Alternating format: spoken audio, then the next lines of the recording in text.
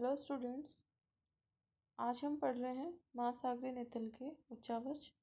आज हम जो महासागरीय क्षेत्र है उसके आंतरिक भाग में पाए जाने वाले उच्चावचों के बारे में डिस्कशन करेंगे और इसमें देखेंगे कि जो महासागरीय नितल है उसके अंतर्गत किस किस प्रकार के उच्चावच पाए जाते हैं, इनको कितनी श्रेणी में हम बांटते हैं। अगर आज हम ऑल ओवर बात करें महासागरों की, तो जो महासागर जो है और महासागर में मौजूद जो जल है, जो हमारी पृथ्वी का जलीय चक्र है, उसका बहुत ही महत्वपूर्ण हिस्सा है। क्योंकि महासागरीय जल ही जो है वाष्पीकृत होकर या वाष्पीकरण की क्रिया के द्वारा वर्षा जल के माध्यम से संपूर्ण पृथ्वी के ऊपर हमें ताज़ा जल के रूप में प्राप्त होता है। और इस प्रकार से जल का स्थानांतरण वर्षा के माध्यम से धरातल पर और धरातलीय जल के नदियों के वापस मिल जाने के किस्में महासागरों में मिलकर पुनः वाष्पीकरण की क्रिया से इस प्रकार से विस्तृत जल चक्र चलता रहता है। इसी को हम बोलते हैं जलीय चक्र, जो कि संपूर्ण पृथ्वी के जो भौतिक संतुलन है उसको बनाए रखने में काफ़ी महत्वपूर्ण रोल अदा करता है, काफ़ी महत्वपूर्ण भूमिका अदा करता है।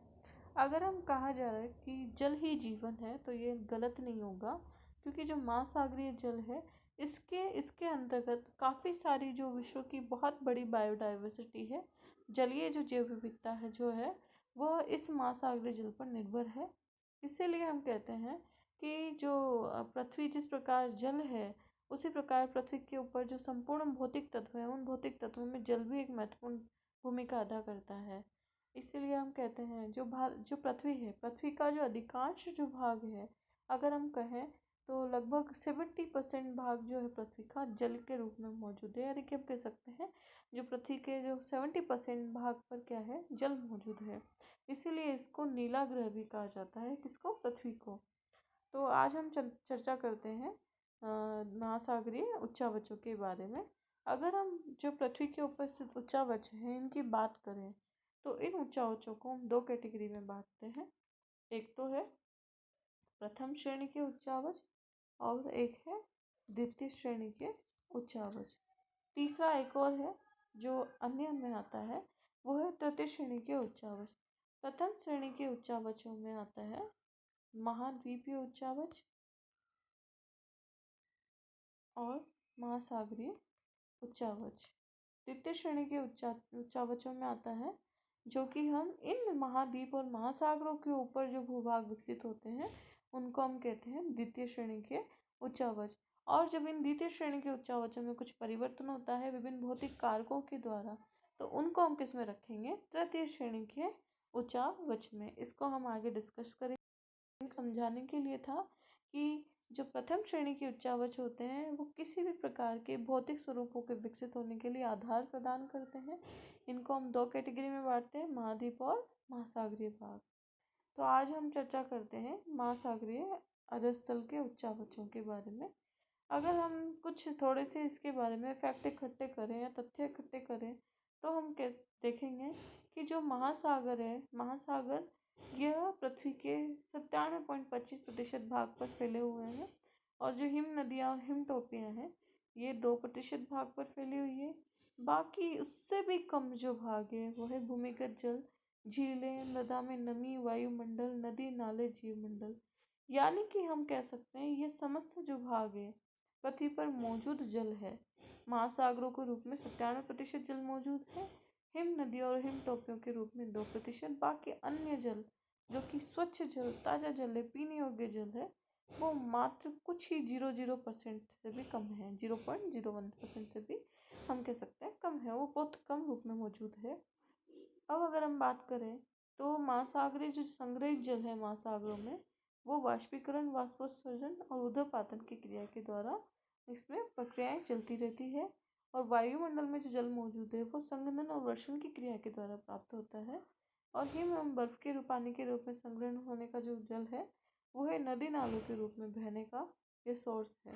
तो ये तो थे मुख्य जल जो इसके चेंजेस आते रहते हैं, किसमें जल विभिन्न रूपों में पृथ्वी के अंदर मौजूद है। अब आज हम बात करते हैं महासागरीय उच्चावचों की। महासागर पृथ्वी की बाहरी परत में बृहद गर्तों में स्थित है। यानी कि यह पृथ्वी की प्लेट है, तो इस प्लेट के अंतर्गत अगर कोई अंतरिम भाग में गर्त है यानी कि हम कह सकते हैं ये कि पृथ्वी का ऐसा भाग जो कि नीचे धंसा हुआ है और इसमें जल मौजूद है, तो वह है महासागरीय क्षेत्र। तो ये महासागर जो है पृथ्वी के ऊपर किस में मौजूद है? गर्तों के रूप में मौजूद है। इसमें हम देखेंगे कि जो महासागर वो है एक बेसिन के रूप में मौजूद है पृथ्वी के ऊपर, और महाद्वीपों के विपरीत जो महासागर है एक दूसरे में इतने स्वाभाविक ढंग से अलग होते हैं कि इसका सीमांकन करना या इसको अलग करना बहुत ही मुश्किल है। क्योंकि कुछ विद्वान हैं जिन्होंने महासागरों को और महाद्वीपीय भागों को अलग करने के लिए अलग अलग तथ्य दिए हैं। अगर हम महासागरीय जलों की बात करें, महासागरीय क्षेत्र की बात करें, तो इस महासागरीय उच्चावच को हम अलग अलग सागरों के रूप में बांट सकते हैं, जिसमें प्रशांत महासागर, अटलांटिक महासागर, हिंद महासागर और आर्कटिक महासागर, समुद्री खाड़ियाँ, अन्य निवेशिकाएं, ये सब चीज़ें महासागर के भागों के रूप में मौजूद हैं। अगर महासागर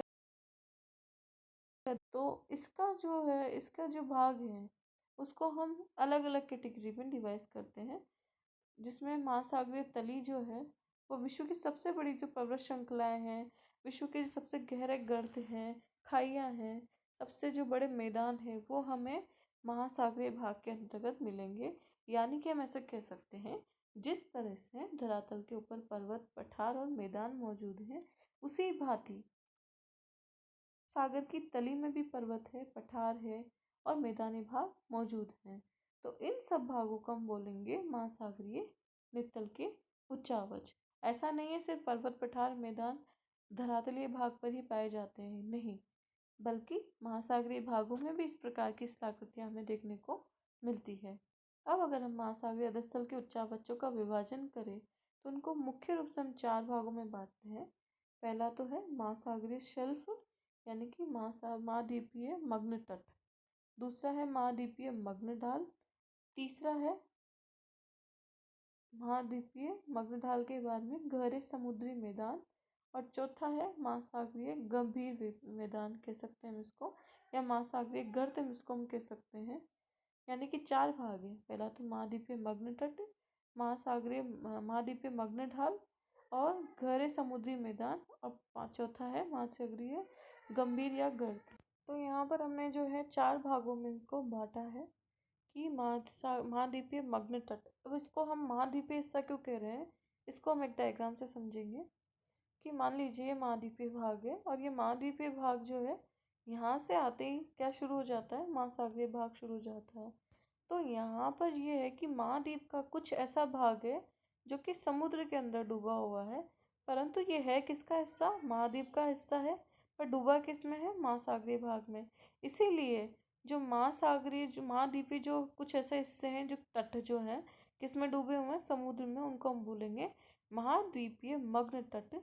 और महाद्वीप का वह ढाल वाला हिस्सा जो तीव्र ढाल रखता है और किस में डूबा हुआ है, समुद्र के अंतर्गत, उसको हम कहेंगे महाद्वीपीय मग्न ढाल। तो ये चीज़ आप इसमें अंतर करने का समझें, महाद्वीपीय मग्न तट और मग्न ढाल।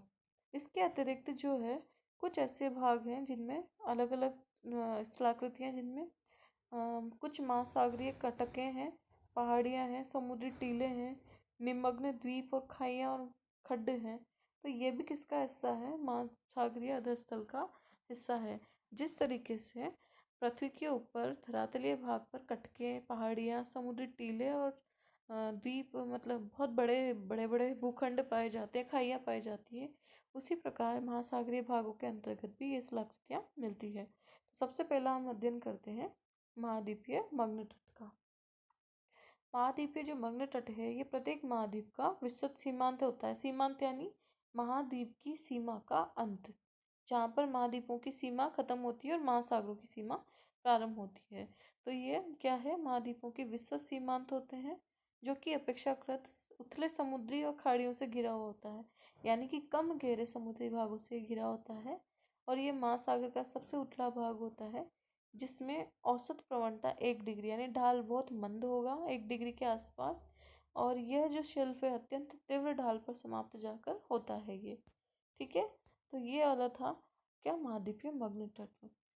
जहाँ पर मग्न तट समाप्त होते हैं और तीव्र ढाल प्रारंभ होता है तो इसको बोलते हैं सेल अवकाश, शेल्फ अवकाश। महाद्वीपीय जो शेल्फ होते हैं उनकी चौड़ाई महासागर से दूरी जैसे जैसे बढ़ती जाती है वो अलग अलग महासागरों पर निर्भर करती है।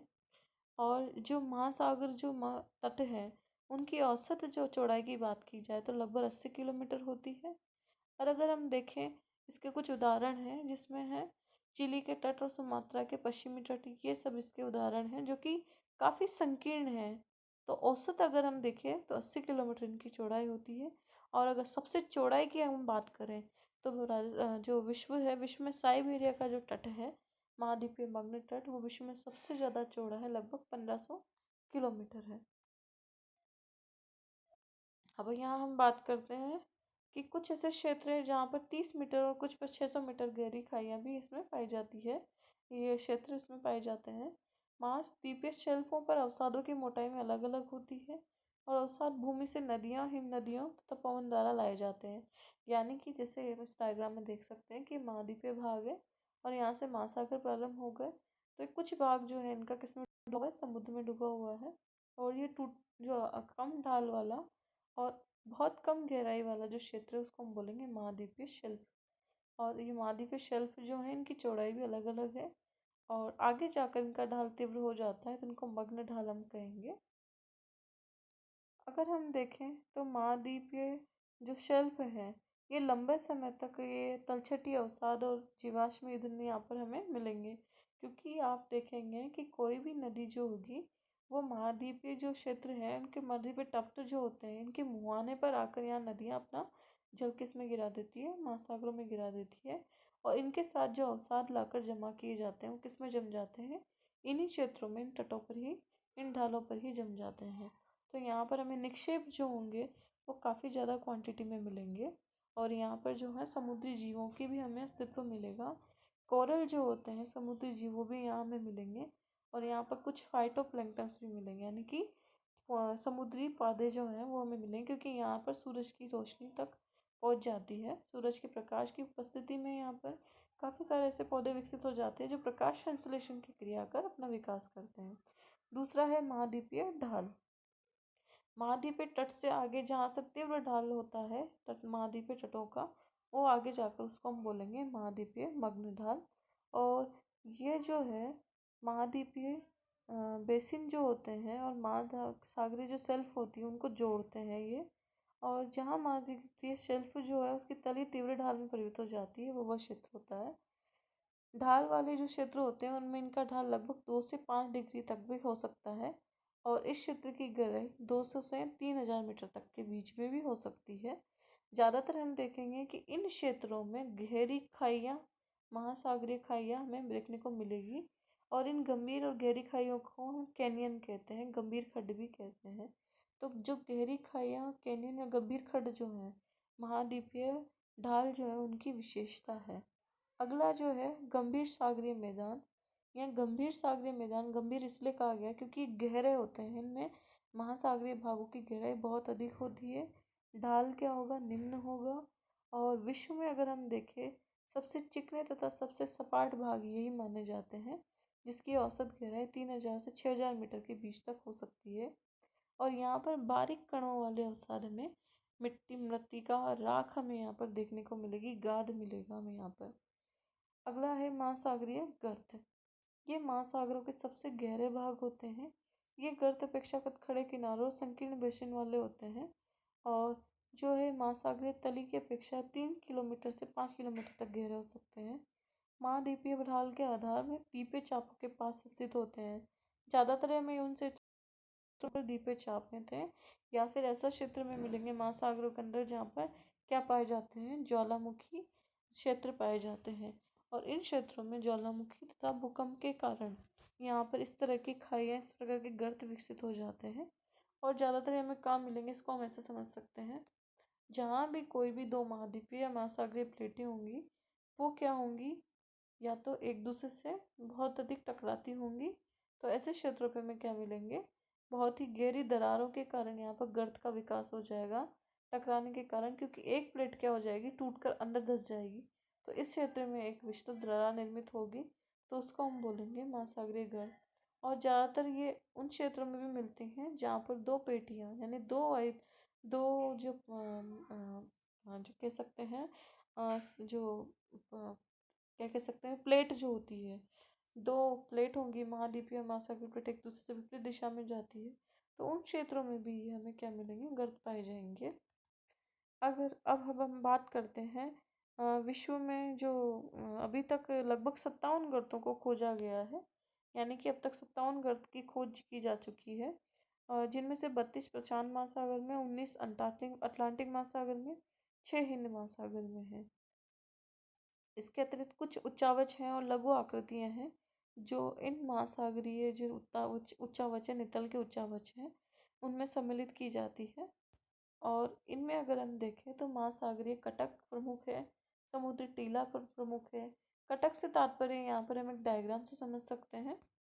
यहाँ हम देखेंगे एक डायग्राम से कि जैसे कि मान लीजिए कोई महासागरीय क्षेत्र है और इसके आंतरिक भाग में ज्वालामुखी उद्भेदन के कारण कोई विस्तृत पहाड़ी छोटी छोटी पर्वत श्रृंखलाएं लगातार निर्मित हो गई है महासागर के बीचों बीच में, तो उनको हम क्या बोलेंगे, महासागरीय कटक कहेंगे।